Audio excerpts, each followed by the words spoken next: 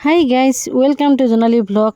আজি দেখিছেনে মানে মোৰ ভাইটিৰ অতি কষ্টৰ পইচাৰে বনোৱা এই ঘৰখন আজি দেখুৱাব ওলাইছোঁ। আপোনালোকে কেনেকুৱা পায় ক'বচোন বাৰু। আৰু ভাইটি বহুত কষ্টৰে বনাইছে, কাৰণ একমাত্ৰ আমাৰ লাটুৱা বেটা। এইটোৰ কাৰণে ভাল লাগে, কিছু কিছু কাম কৰিছে যিয়ে নহওক। কাৰণ আজি বেটাৰ সুখ যিহেতু মায়ে নাপালে, সেইটোৰ কাৰণে বহুত দুখ লাগে। আৰু আজি মাই থাকিলে বহুত শান্তি পালে হয়। আৰু যিয়ে নহওক, আজি ঘৰখন দেখুৱাব ওলাইছোঁ। আপোনালোকে চাওকচোন, এইটো হৈছে নতুন পাকঘৰ বনাইছে, ইফালে চৌকা বনাইছে। আৰু এইবিলাক টাইলছ চাইলছ অলপমান ভুল হ'ল, তাৰ কাৰণ আইডিয়া দিয়া মানুহ সেনেকুৱাকৈ নাছিলে। যিখিনি পাৰে তাৰ আইডিয়া দি কৰিছে। আৰু এইয়া ভাইটিক ডিৰেকশ্যন দি আছোঁ, আৰু মই ক'ত কি বহাব লাগে, ক'ত কি হেৰি কৰিব লাগে। আৰু এইফালে দমকলৰ পাৰখন দেখিছেনে, এইটো আৰু এইটো আগৰ পাকঘৰটো বহুত বেয়া হৈ যোৱাৰ কাৰণে এইফালে বনাব লগা হ'ল। আৰু এয়া পুখুৰী পূৰা ভৰি গৈছে, পুখুৰীটো একদম পূৰা বৰষুণ একদম চাৰিও চাইডে পানী হৈ গৈছে। এইফালে বাবা কাম কৰি আছে। আৰু এইফালে আমাৰ বস্তিটো এবাৰ দেখাই দি দিছোঁ। আৰু বাহিৰখন দেখুৱাই দিওঁ। এইটো হৈছে মাজৰ ৰুমটো বনোৱাই নাই, এটা এটাকৈ বনাই আছে। কাৰণ একেলা মানুহ যিহেতু সি নোৱাৰেও দিয়াচোন, সেইকাৰণে যিখিনি সম্বলেৰে পাৰিছে সেইখিনি এটা এটাকৈ কৰিবলৈ চেষ্টা কৰিছে। আৰু এইফালে মই নতুন চৌকা দেই, আৰু এইফালে বস্তুবিলাক আজিয়ে সজাব লগা হৈ গৈছে। আজিয়ে এইখন চৌকা ব্যৱহাৰ কৰিছোঁ। প্ৰথম বনাইছোঁ চৌকাখনত মাংস, আৰু এইফালে ভোট জলকীয়া ছাইডত শুকাই ৰাখি দি দিছোঁ। এই মাংস দেখিছেনে, মাংস বনাই আছোঁ।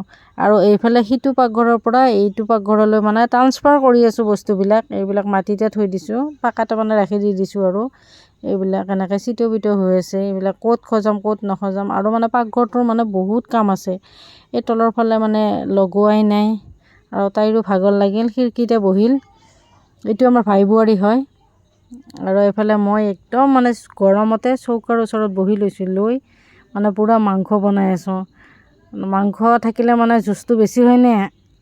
আৰু আমাৰ এই যে একদম এইটো লাটুৱা বেটা, আমাৰ এইটো ভাইৰ ল'ৰাজন কেনেকুৱা লাগিছে ক'ব। তাৰপিছত আমি ওলাই আহিলোঁ বাইহাটা চাৰিআলিলৈ ওলাই আহিলোঁ।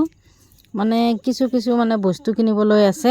আৰু মই আৰু ভাই বোৱাৰীটো, আৰু আমাৰ লগত আছে ৰিয়ান আৰু তৰালি, মই গোটেইকেইটাই আহিছোঁ। কাৰণ যিহেতু অলপমান কিটচেনৰ বস্তু কিনিবলৈ বাকী আছে, সেইটোৰ কাৰণে বস্তু অলপ ল'বলৈ আহিলোঁ। দেখিছেনে। আৰু এইফালেৰে আমাৰ মামাহঁতৰ ঘৰত যায়, শালমাৰা বুলি কয় দেই, শালমাৰেৰে আমাৰ মামাহঁতৰ ঘৰলৈ যায়। অকণমান দেখুৱাই দি দিছোঁ, আৰু বেয়া চেয়া নাপাব। তাৰপিছত আহি পালোঁ বেজেৰা পাৰ হ'লোঁ। তাৰপিছত আৰু লাহে লাহে আহি আছে। আৰু বহুত দিনৰ মূৰত এনেকৈ ই ৰিক্সাত আহি বহুত মজাই বেলেগ হৈছে দেই। বহুত ভাল লাগিছে আহি কিনে।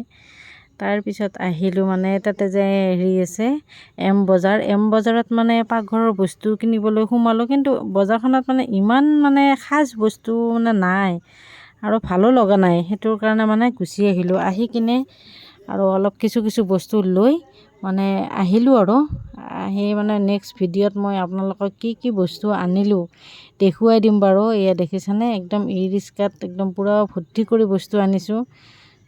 আনি কিনে আৰু এয়া ঘৰ পালোঁ। আৰু আহি এইখন ডাৰ্নিং আনিলোঁ। তাৰপিছত এয়া আৰু কিছু আৰু পাকঘৰৰ বস্তু। আৰু এওঁ আমাৰ তাৰপিছত আহি 2 দিন থাকি আমি ঘৰলৈ ৰাওনা হ'লোঁ। আৰু কাৰণ আজিলৈ ভিডিঅ'টো ইমানে। নেক্সট ভিডিঅ'ত লগ পাম। আৰু নেক্সট ভিডিঅ'ত কি কিনিলোঁ আপোনালোককো দেখুৱাই দি দিম। ঘৰ চৰ সজাই থৈ পেলাই আহিলোঁ। আৰু কাৰণ ঘৰত ৰখি থাকিলেওতো নহ'ব। মাত্ৰ এদিনৰ কাৰণে গৈছিলোঁ। এইখিনি এদিনতে গোটেইখিনি কভাৰ কৰা সম্ভৱ নহয়, অলপ কামো আছিলে। আৰু এতিয়া গাড়ীত ৰাতি আমি খাই বৈ আহিলোঁ। আজিলৈ বাই বাই।